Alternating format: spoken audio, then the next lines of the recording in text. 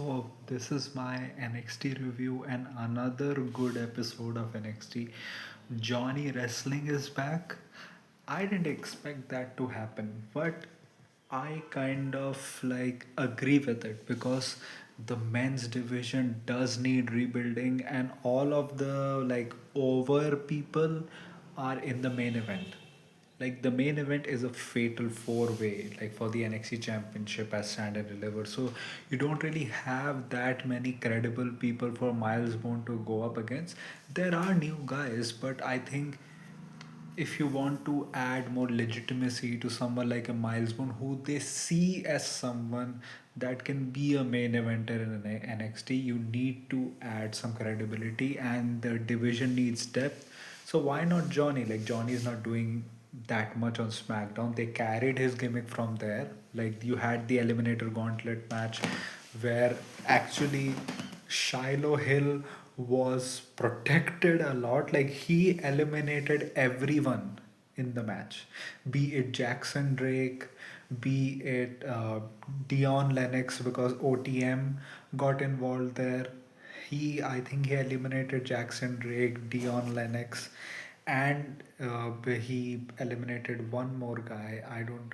Yeah, he eliminated Charlie Dempsey as well. But in the end, when Shiloh Hill did that, then Birthright took him out, then put him into the ring again. Johnny Gargano, who was just doing the plank throughout the match, like he was just laying there. Candice pushed him onto Shiloh Hill, and Johnny Gargano is the contender. And after the match, Miles Bone came out, and you could see Johnny kind of regaining his Johnny wrestling persona back again. We are gonna see that persona at standard level, and I expect it to be a great match because Johnny also probably wants to get the feel of him being that Johnny Gargano that we all loved back then.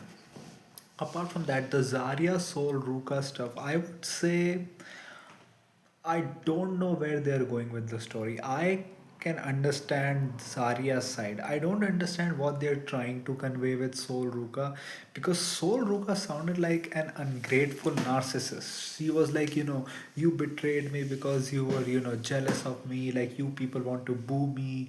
But why? Because I didn't give you the opportunities that I earned, because you helped me and all. There were times when you got injured, Soul and Zarya had to fight alone against Fatal Influence.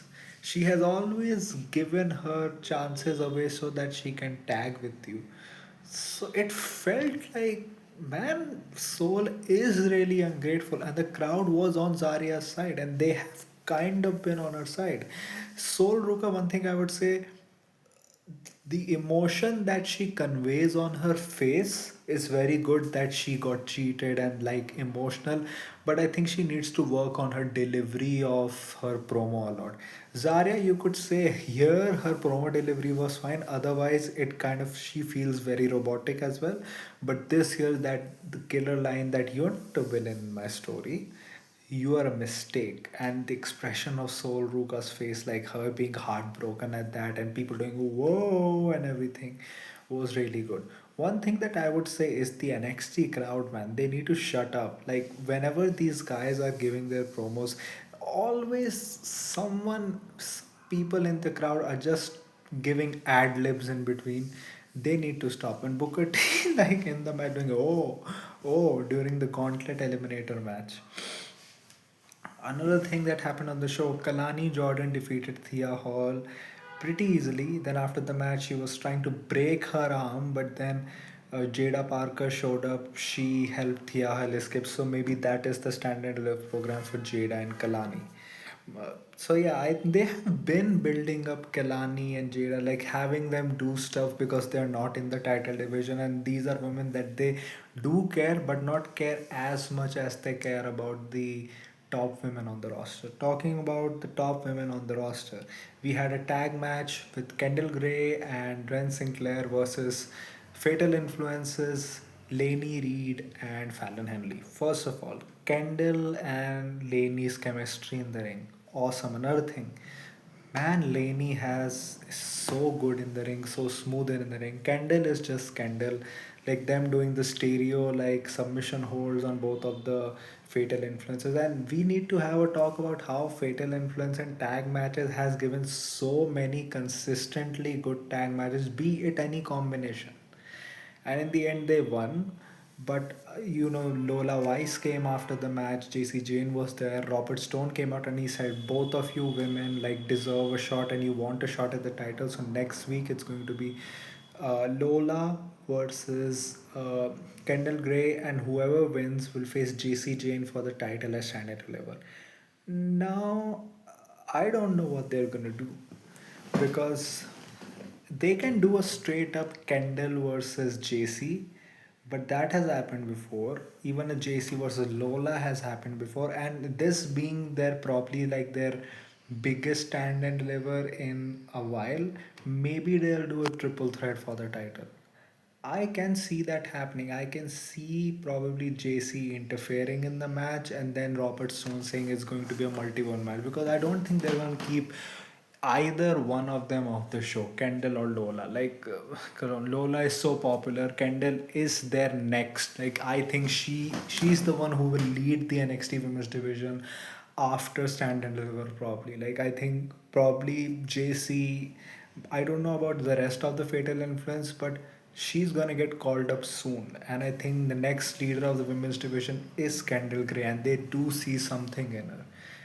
And she's just so hot. Like, Kendall is hot in a way that she's not a bimbo, or she doesn't have unattainable like signs of beauty. She's just perfect, I would say, except her nose.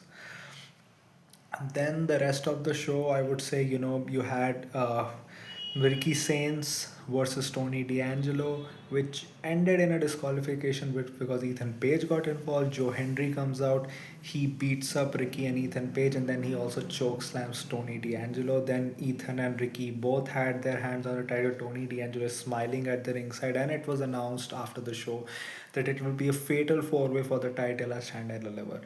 Now, like this being a fatal four way is probably the right option. Like these are all the main guys that are going to be in the main event, and if you put them in different matches it would feel a lot less hype than it being like a fatal four way match. So this is good, but I don't know who is gonna win. Like, they can have Joe Hendry keep the title. I think Joe Hendry's reign has been fine, but it has not been anything special, and it has not been like anything where you say like Joe Hendry is doing some amazing work. He's not doing bad work, but it's just like normal. It's nothing innovative or anything. I think whoever wins will depend on the people that they want to keep on the roster and the people they want to send up. But then I don't see Tony D'Angelo going up. But then do you want Tony D'Angelo to finally win the NXT Championship but in a fatal four way? But then who are you trying to protect here? Like like this is actually very like I'm kind of confused about what is going to happen. The tag team tournament continued. You had the Americanos defeating the Culling because I think Rayo had the steel plates in his mask, and it was actually a very shocking win. I was very surprised. I didn't see that happening, but they are advancing, and they feel like a much more natural tag team on NXT than on the main roster. Like, I think the goofiness that they have, I think it's perfect. It's the perfect amount, and it is perfectly suited for NXT. Like, it was a very fun match, I would say. So they have advanced into the finals of the tournament. And also, you had the Blake Monroe bathing with the title and then Tatum catching her. That was a pretty fun segment as well. The frame of like Tatum like grabbing her hair and Blake being like this was diabolical. And also next week, like Jasper Troy is gonna face Keanu Carver, and their referee is gonna be Josh Briggs. So this is probably gonna end in something like a double DQ, some smosh, and we're gonna get a mosh triple threat at standard level. But then how many matches are going to get added to standard level? Like, standard level is next week, I think. So yeah, like it's going to be difficult, but pretty good show, I would say. NXT has been doing good. I hope their ratings also increase because they have been doing very good as well. So yeah, that was my review. What do you think about the show? What do you think about my review? Tell me in the comment section. If you like this type of content, like this video, share and subscribe. If you don't, then share with those who do. My social media accounts, which are my Twitter/X account and my Instagram account, links are in the description. So go follow me on that. My UPI ID link, which is shabba@okicici, is also in the description. So go donate any amount of money which you can, which can help me make YouTube a permanent career option. So that was it for me for today. So thank you. Goodbye. Alvida.